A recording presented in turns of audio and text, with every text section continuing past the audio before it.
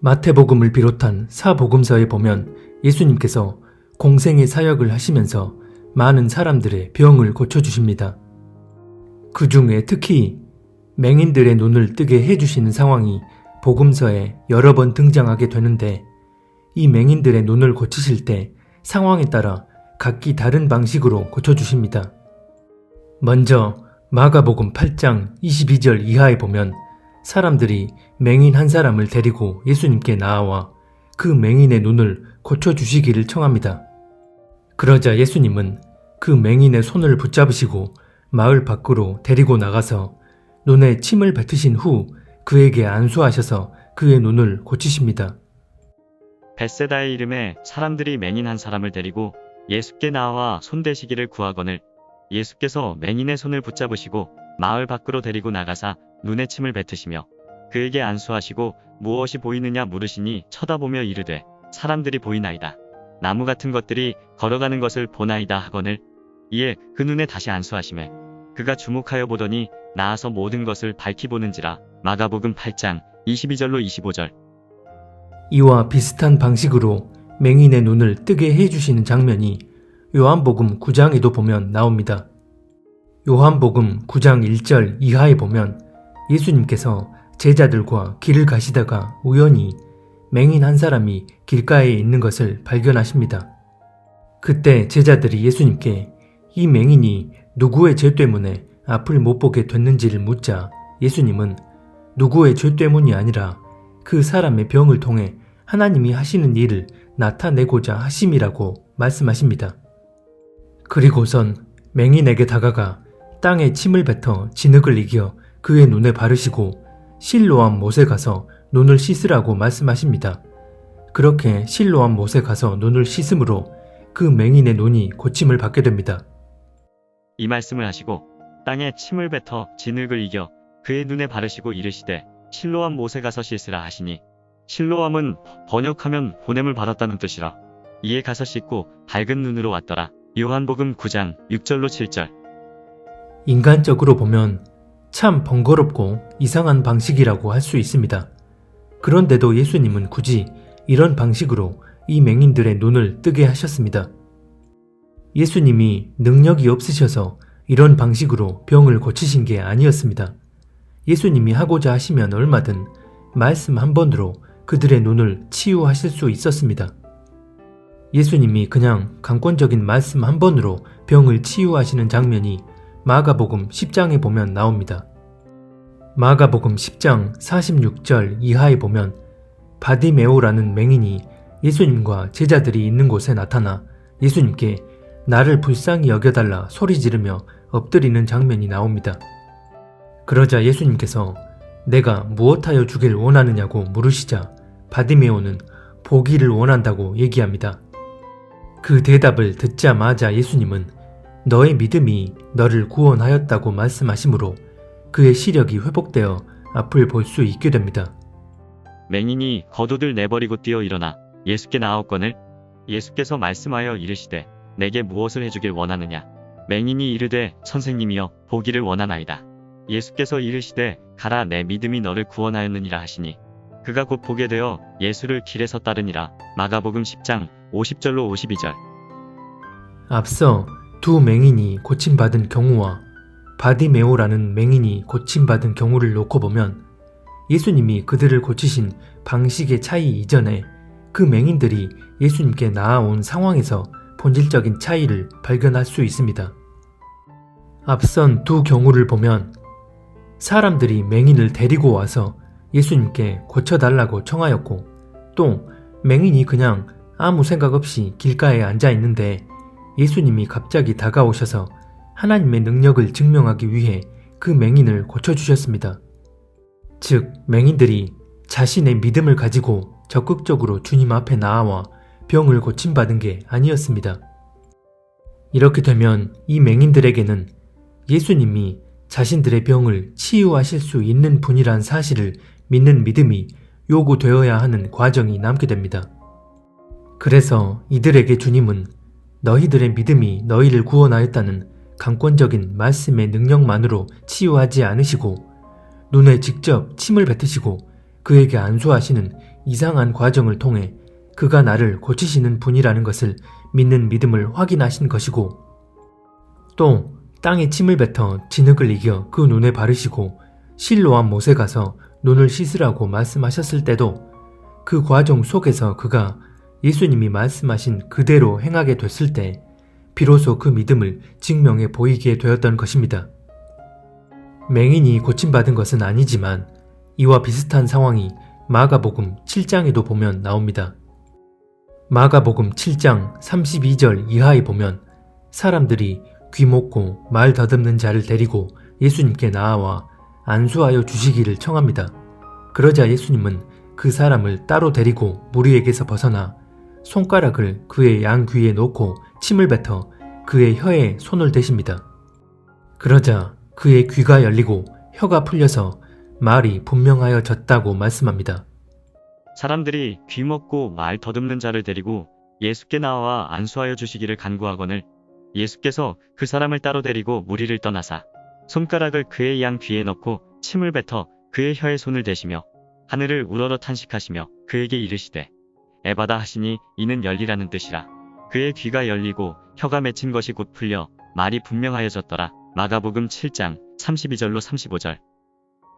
마가복음 8장 22절 이하에서 사람들이 맹인을 데리고 왔을 때 고쳐주신 방식과 흡사합니다. 이 경우에도 예수님이 자신의 병을 고쳐주실 수 있는 분임을 믿고 스스로 예수님께 나와 자기 믿음을 증명해 보인 게 아니었기에 예수님은 말씀만으로 그를 바로 고치지 않으시고 뭔가 이해하기 어려운 방식을 통해 그의 병을 고치셨습니다. 만약 그가 예수님이 병을 고치시는 이런 방식에 대해 납득하지 못하고 그 마음에 조금이라도 불신이 있었다면 예수님이 치유하시는 이 과정을 순순히 따르지 못했을 것입니다. 비슷한 예로 열왕기하 5장에 보면 아람의 군대 장관 나아만이 자신의 나병을 치유받기 위해 선지자 엘리사를 찾아갔을 때 엘리사는 나아만에게 요단강에 들어가 몸을 7번 씻으면 몸이 깨끗하게 될 거라고 얘기합니다. 하지만 나아만은 자기 생각에 선지자가 자신에게 이렇게 안수해서 이렇게 치유받을 것을 예상했는데 자기가 생각했던 것과 전혀 다른 천박한 방식을 이야기하자 화가 나서 이렇게 얘기합니다. 나아만이 노하여 물러가며 이르되 내 생각에는 그가 내게로 나와서서 그의 하나님 여호와의 이름을 부르고 그의 손을 그 부위 위에 흔들어 나병을 고칠까 하였도다. 다메섹강 아바나와 바르발은 이스라엘 모든 강물보다 낫지 아니하냐. 내가 거기서 몸을 씻으면 깨끗하게 되지 아니하랴 하고 몸을 돌려 분노하여 떠나니. 열왕기하 5장 11-12절. 물론 뒤늦게 종들의 권유를 받고 엘리사의 말대로 해서 결국 나병을 치유받게 되지만 만약 자신이 생각한 방식을 끝까지 고수하며 말씀대로 그 방향을 순순히 따르지 못했다면 치유받지 못했을 것입니다. 이와 마찬가지로 예수님은 그들 스스로 자신들의 믿음을 증명해 보이지 못한 이들에겐 예상치 못한 방식의 과정을 통해 그들의 믿음을 확인받으셨던 것입니다. 하지만 바디메오는 자신의 주변 환경을 전혀 신경 쓰지 않고 오직 예수님 한 분께만 초점을 맞추고 소리 지르며 예수님께 나아와 자신의 믿음을 있는 그대로 드러내 보였습니다. 사람들이 잠잠하라 꾸짖음에도 아랑곳하지 않고 소리 지르며 예수님께 나아왔다는 것은 다윗의 자손으로 오신 예수님께서 어떻게든 자신의 병을 치유하실 수 있다는 것을 믿었기에 사람 의식하지 않고 주변 환경을 거스르고서라도 주님 앞에 나아가 엎드릴 수 있었던 것입니다. 즉, 이 맹인이 이렇게 주님 앞에 나아온 행동 자체가 예수님을 향한 믿음을 그대로 증명해 보이고 있는 것이었기에 바디메오의 눈을 고치시기 위한 다른 방식이 전혀 필요하지 않았고 그래서 그냥 강권적인 말씀만으로 치유하신 것입니다.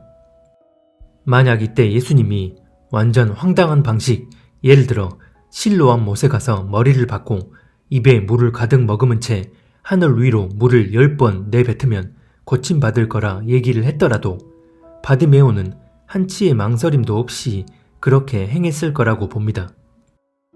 예수님이 무슨 말씀을 하시든 그분이 나를 치유하실 수 있는 분이란 믿음이 그 마음 안에 자리하고 있었기 때문입니다.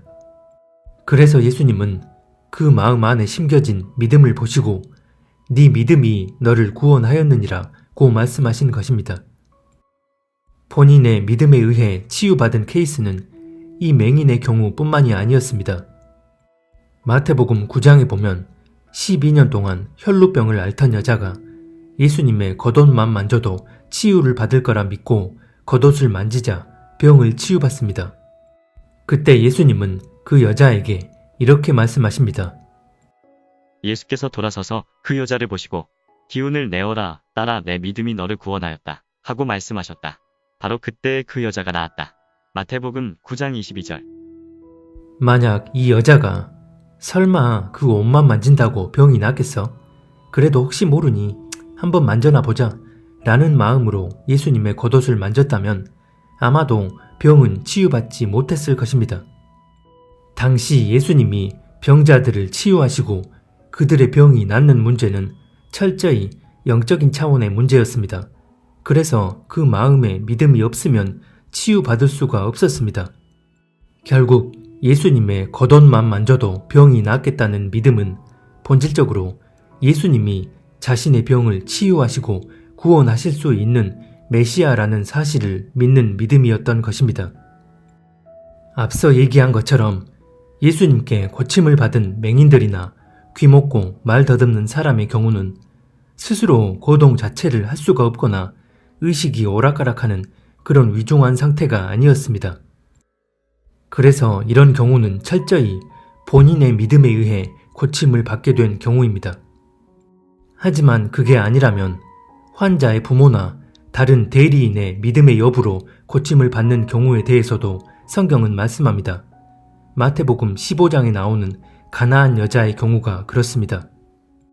마태복음 15장 22절에 보면 가나안 여자가 소리를 지르며 예수님께 나아와 이렇게 얘기합니다.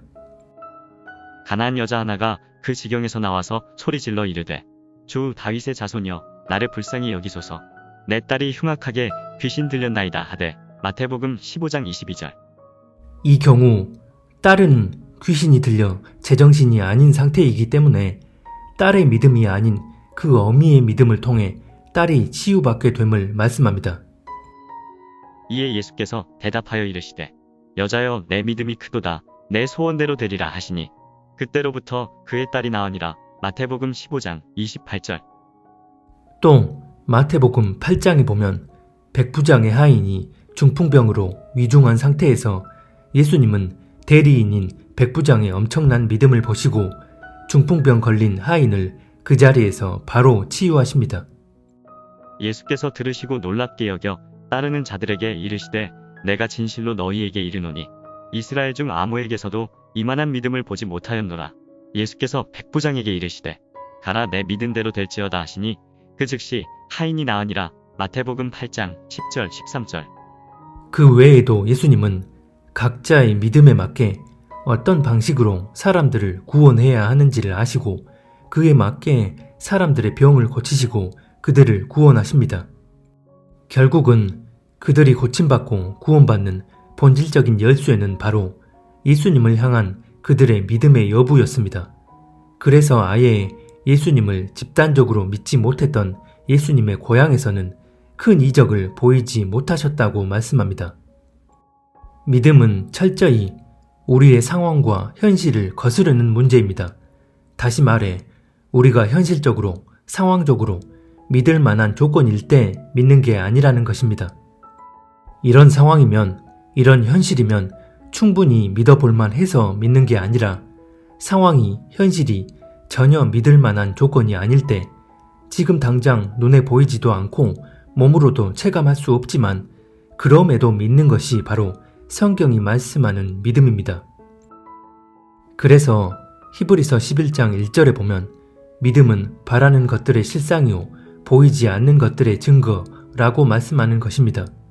눈에 보이지도 않고 몸으로 느껴지지도 않지만 그럼에도 믿음으로 나아간다면 그 믿음이 바로 실제 이루어질 일의 실상이고 증거라는 것입니다.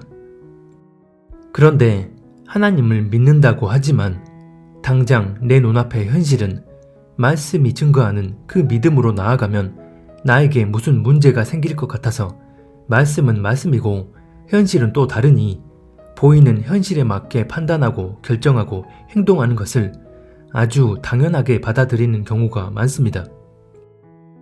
이러하다면 아무리 입술로는 믿는다 고백하더라도 실상은 하나님 앞에 믿는 사람이라고 할 수 없습니다. 이것은 비단 병이 치유받는 문제에만 국한된 것이 아닙니다. 마태복음 14장과 마가복음 6장에 보면 예수님이 바다 위를 걸어서 제자들에게 오셨을 때 제자들이 무서워하고 두려워하자 예수님은 나니까 두려워하지 말라고 말씀하십니다. 이때 베드로가 예수님께 주님, 저에게 물 위로 오라고 명하소서라고 얘기합니다. 그러자 예수님은 베드로에게 내게로 걸어오라고 말씀하십니다. 여기서 알 수 있듯이 믿음이란 상호 간의 교제가 이루어지는 관계 안에서 발생하는 합의된 마음의 작용입니다. 그래서 만약 베드로가 예수님이 걸어오라고 하지도 않으셨는데 물 위를 걷게 될 줄 믿습니다 라고 고백하며 무작정 바다에 뛰어들었다면 이것은 믿음이 아닌 스스로가 만들어낸 신념일 뿐입니다. 하지만 베드로가 예수님께 간구하고 예수님께서 바다 위를 걸어서 내게로 오라고 말씀하셨다면 그 이후부터 베드로는 본인의 믿음에 의해 바다 위를 걸어서 주님께로 가는 과정을 지나야 합니다. 하지만 베드로는 그렇게 물 위를 걷다가 바람이 세게 불자 순간 그 마음에 두려움이 일어서 믿음을 놓아버리고 맙니다. 예수님과의 관계 안에서 그분만을 전적으로 신뢰하며 믿음의 길을 끝까지 나아가야 되는데 현실의 상황과 문제 앞에 믿음을 놓아버림으로써 결국 바다에 빠지게 돼버렸고 예수님은 그런 베드로에게 믿음이 작은 자여 왜 의심하였느냐 라고 책망하십니다. 하나님과 살아있는 직접적인 관계 안에서 하나님의 뜻을 알게 되었다면 그 이후부터는 현실의 상황과 문제 앞에서도 하나님의 은혜를 구하며 믿음의 길을 걸어가는 과정이 끝까지 수반되어져야 합니다. 그래서 예수 그리스도를 믿는 믿음으로 거듭난 그리스도인이 나아가야 할 믿음의 과정이 무엇인지에 대해 로마서 5장은 이렇게 말씀합니다. 우리가 믿음으로 의롭다 하심을 받았으니 우리 주 예수 그리스도로 말미암아 하나님과 화평을 누리자. 또한 그로 말미암아 우리가 믿음으로 서 있는 이 은혜에 들어감을 얻었으며 하나님의 영광을 바라고 즐거워하느니라. 다만 이뿐 아니라 우리가 환난 중에도 즐거워하나니 이는 환난은 인내를, 인내는 연단을, 연단은 소망을 이루는 줄 알미로다. 로마서 5장 1절로 4절.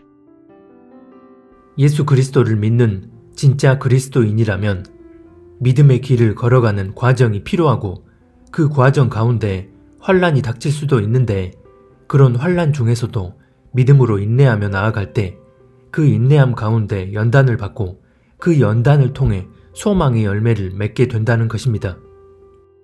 이 모든 믿음의 과정은 거듭난 이후 내가 하나님과 살아있는 직접적인 관계 안에 거하고 있을 때 가능한 것입니다. 그래서 하나님을 믿는 우리에게 일어나는 모든 현실의 상황과 환경, 문제 앞에서 우리가 예수님과 직접적인 관계 안에서 그분의 마음과 뜻을 묻고 구하며 그에 합당한 판단과 행동을 하는지를 통해 우리가 정말 믿음 안에 있는지를 알 수 있는 것입니다. 바디메오가 자기 주변 상황이 어떠하든 또 사람들이 뭐라 하든 신경 쓰지 않고 고래고래 소리 지르며 인파를 해치고 주님 앞에 나와 엎드렸을 때 주님은 그 믿음을 보시고 다른 방식이 아닌 당신의 강권적인 말씀의 능력으로 그 눈을 열어 보게 하셨습니다. 그런데 만약 예수님이 오셨단 얘기를 듣고서도 사람들 눈치 이리저리 살피며 주변 환경이 내가 소리 지르며 튀어나갈 상황이 아니니까 믿음으로 나아가지 못했다면 끝내 고침받지 못했을 것입니다. 하나님을 믿는 이 땅의 모든 그리스도인이라면 현실에 만만치 않은 문제 앞에서 하나님을 향한 전적인 믿음이 요구되는 상황을 어떤 식으로든 맞닥뜨리며 살게 됩니다. 무엇보다 시대적으로 종말을 향해 가고 있는 지금은 성경이 말씀하는 그런 믿음을 하나님 앞에 증명해 보여야 하는 시점에 이르렀습니다. 누가복음 18장 8절에 보면 예수님께서 인자가 올 때 세상에서 믿음을 보겠느냐고 말씀하십니다. 이 말씀을 하시기 직전에 예수님은 비유를 통해 이런저런 말씀을 하셨는데 가장 먼저 1절을 보면 왜 이 말씀을 하셨는지를 알 수 있습니다. 바로 항상 기도하고 낙심하지 말아야 하기 때문이라는 것입니다. 즉 하나님과 살아있는 직접적인 관계 안에서 그분과 교제함으로 우리 마음을 지켜내야만 현실 앞에서도 낙심하지 않고 하나님을 향한 믿음을 저버리지 않을 수 있다는 것입니다. 하지만 이렇게 우리가 마음을 지켜내지 못하면 어려운 상황이 닥치고 문제가 생기면 결국 현실 앞에 타협하고 굴복하여 말씀이 증거하는 그 믿음과 다른 방향으로 나아가 버리게 됩니다. 우리가 하나님과 살아있는 직접적인 관계 안에서 그분과 교제하고 동행하는 삶을 산다면 믿음은 결코 추상적인 차원에 머무르지 않습니다. 내가 정말 주님을 향한 온전한 믿음 안에 있다면 당장 처한 현실에서 내가 어떻게 생각하고 판단하고 행동해야 하는지를 온전히 분별할 수 있도록 은혜로 역사해 주십니다. 그래서 결코 하나님의 뜻과 다른 방향으로 나아가지 않습니다. 베드로가 예수님과의 직접적인 관계 안에서 물 위를 걸어오라 명하신 예수님만 전적으로 신뢰하며 그 길을 걸어가야 했던 것처럼 하나님과의 직접적인 관계 안에서 우리가 어떻게 판단하고 행동해야 하는지를 분별할 수 있게 해주셨을 때 그 이후부턴 내 믿음의 여부로 결정되어지게 됩니다. 다시 말해 그 믿음의 과정 가운데 끝까지 믿음을 놓지 않고 주님의 은혜를 구하며 그 은혜로 주님과 함께 동행하며 나아가든지 아니면 보이는 현실에 굴복하고 타협하여 하나님의 뜻과 다른 방향으로 나아가든지 둘 중 하나가 되는 것입니다. 민수기 13장에 보면 하나님께서 직접 명하심으로 가나안 땅을 정탐하러 간 이스라엘 백성들이 그곳에 만만치 않은 현실의 벽 앞에 지레 겁을 먹고 하나님을 불신하며 결국 믿음을 놓아버리고 맙니다. 이런 불신에 의해 맺어진 결과는 처참했습니다. 끝까지 믿음의 길을 고수한 갈렙과 여호수아를 제외한 1세대 이스라엘 백성들이 모두 다 하나님이 약속하신 그 땅에 들어가지 못하게 된 것입니다. 이 세상의 공중 권세 잡은 원수 사탄은 우리가 이 믿음의 길을 온전히 나아가도록 결코 그냥 내버려 두지 않습니다. 그래서 우리 앞에 놓여진 현실의 벽 앞에 우리가 초장부터 겁을 먹고 믿음으로 나아가지 못하도록 만들려고 합니다. 우리 내면의 빈틈을 교묘히 파고들어 생각과 마음을 교란시킨 후 눈앞에 보이는 현실의 상황을 극대화시켜서 보이지 않는 믿음이 작동하지 못하게 만드는 것입니다. 지금 내가 하나님과 살아있는 직접적인 관계 안에서 정말 믿음으로 삶을 살아내고 있는가, 아니면 성경이 말씀하는 믿음과 상관없이 그저 눈에 보이는 현실의 편승에 그 흐름대로만 나아가고 있는가, 즉 내가 판단하고 결정하고 선택하는 모든 부분들이 정말 믿음 안에서 이루어지고 있는 것들인가를 진지하게 돌아봐야 합니다. 그래서 하나님께 나아가 그분의 뜻을 묻고 구하며 그 뜻 안에서 말하고 행동하는 것이 믿음의 길을 걸어가는 본질적 자세입니다. 그리고 내 앞에 놓인 상황과 문제 앞에서 하나님이 말씀을 해주시고 당신의 뜻을 알게 해주셨다면 우리의 기준과 관점으로 볼 땐 다소 납득이 안 되게 생각될지라도 하나님의 때에 하나님의 방식으로 하실 것을 신뢰하고 인내하는 일 역시 우리가 믿음의 길을 걸어가는 과정 가운데 하나입니다. 그래서 내 모든 초점을 하나님께 맞추고 그분과 함께 믿음으로 나아가는 것이 우리에겐 가장 본질입니다. 개인적으로도 그렇지만 시대적으로도 이제는 하나님 앞에 합당한 믿음으로 인내하며 나아가야만 살아남을 수 있는 그런 때에 접어들었습니다.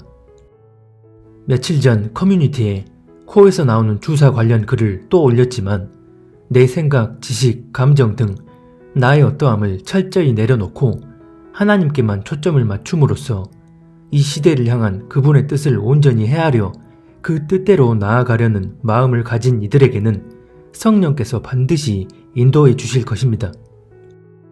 이런 중차대한 시기에 전적으로 하나님께만 초점을 맞추고 하나님과 살아있는 직접적인 관계 안에서 그분의 은혜로 인도함을 받으며 하루하루 믿음의 길을 걸어갈 수 있기를 바랍니다.